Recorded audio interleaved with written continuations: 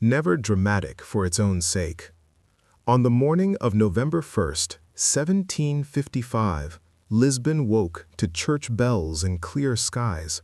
It was All Saints' Day, one of the most important religious holidays of the year. Across the city, families dressed in their finest clothes. Candles were lit by the thousands, and churches overflowed with worshippers.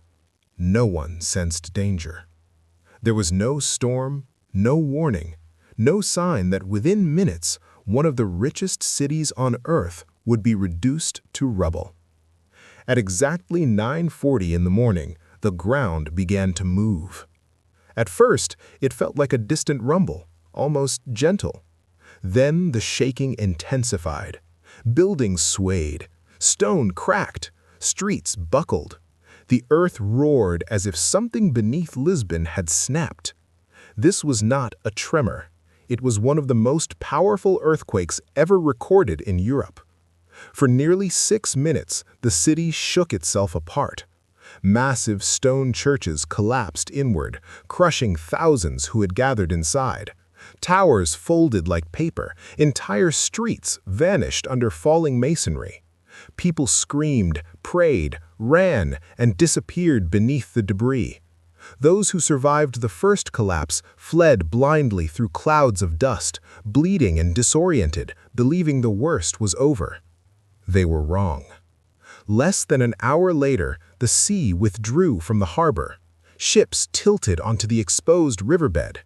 Silence fell over the Tagus. Then came the water, a towering wall surging toward the ruined city, swallowing the riverfront, the palace, and everyone who had escaped there seeking safety. And still, the destruction was not finished. As night approached, fires ignited across the ruins. Thousands of candles lit for the holy day had been knocked into broken homes and churches. With no water and no way to fight the flames, the city burned for 5 days. By the end, Lisbon was crushed, drowned, and incinerated. Between 30 and 60,000 people were dead. 85% of the city was destroyed. Royal palaces, priceless libraries, and centuries of history vanished into ash. But the earthquake did more than destroy a city. It shattered Europe's understanding of the world itself. Philosophers questioned God, kings questioned power, engineers questioned how cities should be built. To understand why the fall of Lisbon shocked the world, we must return to what it was before the ground opened beneath it, when Lisbon ruled the seas. Before London became the heart of finance, before Paris defined culture, Lisbon stood at the center of the world. In the early 1700s, it was Europe's 4th largest city, home to nearly 200,000 people. But population alone does not explain its power. Lisbon's importance came from something far greater. It controlled the oceans. Every morning, the Tagus River filled with ships arriving from Africa, Asia, and the Americas. Their sails crowded the horizon, their hulls heavy with cargo that reshaped European life. Spices, gold, porcelain, silk. Goods that once took generations to reach Europe now arrived regularly at Lisbon's docks. This was the legacy of the Age of Discovery. While other nations were still looking outward, Portugal had already built an empire stretching across continents. Lisbon was its capital, its warehouse, its nerve center. The city radiated confidence. Palaces lined the riverfront, churches dominated the skyline, processions filled the streets.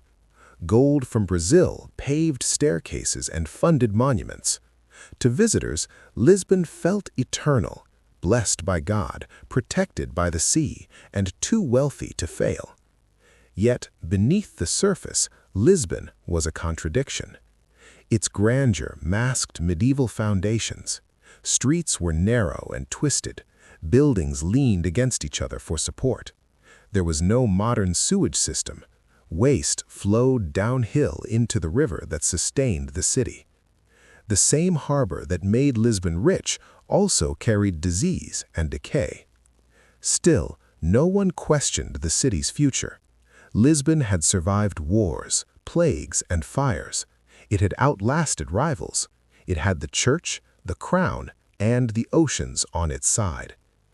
In the early 1700s, Lisbon was not just a city, it was proof that empire worked.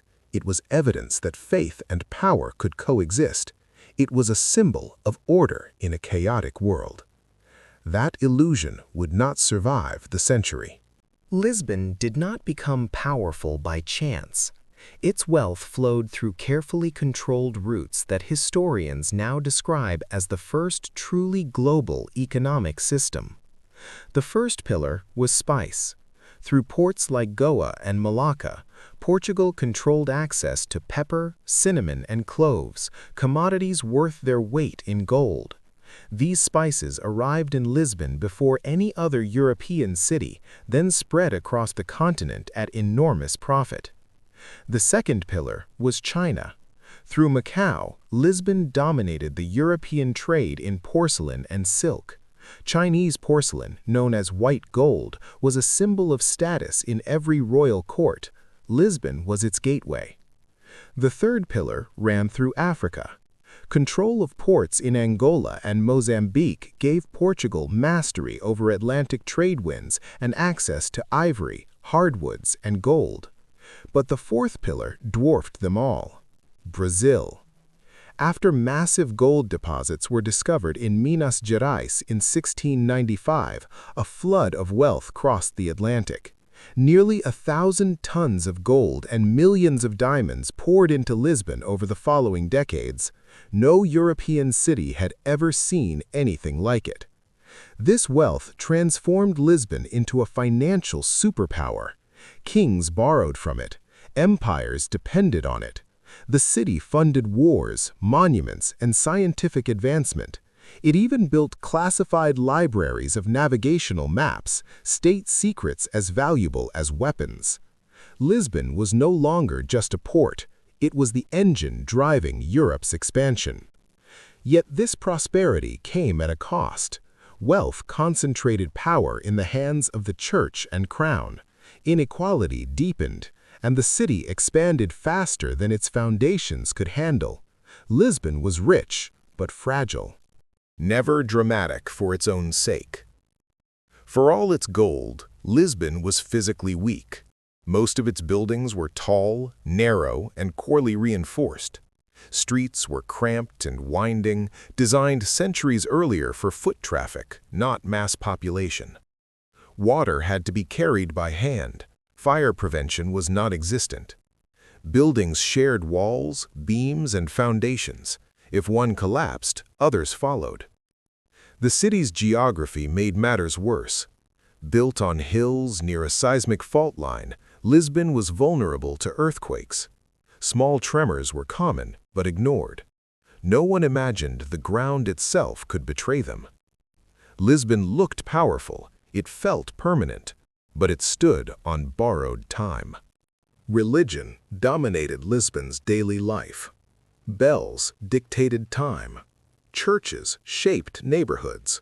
Faith was not personal. It was public, enforced, and unquestioned. The Portuguese Inquisition remained active, targeting those accused of heresy or forbidden beliefs. Public punishments were held in city squares. Books were censored. New ideas spread quietly, smuggled like contraband. While Enlightenment thought transformed Paris and London, Lisbon resisted change. Tradition was safety. Faith was protection. On All Saints' Day, that faith filled every church in the city. Never dramatic for its own sake. When the earthquake struck, churches became tombs. Stone roofs collapsed instantly. Bells rang wildly as towers fell. Streets cracked open, swallowing people alive. The shaking lasted nearly 6 minutes. Survivors stumbled into daylight, choking on dust, surrounded by ruins. Instinct drove them toward the river. the only open space left. The Tagus retreated, exposing the riverbed. Then the tsunami arrived. It slammed into the city, sweeping survivors away. Hours later, fires ignited. With no water and blocked streets, flames consumed Lisbon for days. The city burned itself into history. Never dramatic for its own sake. Events create emotion, not the voice. Palaces vanished. Libraries burned. Art was lost forever. Lisbon was gone. Across Europe, thinkers questioned divine order. The disaster changed philosophy, science, and faith itself. Never dramatic for its own sake. Let events create emotion, not the voice.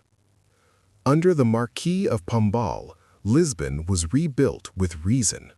Earthquake-resistant buildings, wide streets, standardized design. The modern city was born from catastrophe. Today's Lisbon stands on its ruins. Beneath its plazas lie fire, water, and broken stone. Lisbon did not forget the end of the world. It learned from it. And that is why it still stands.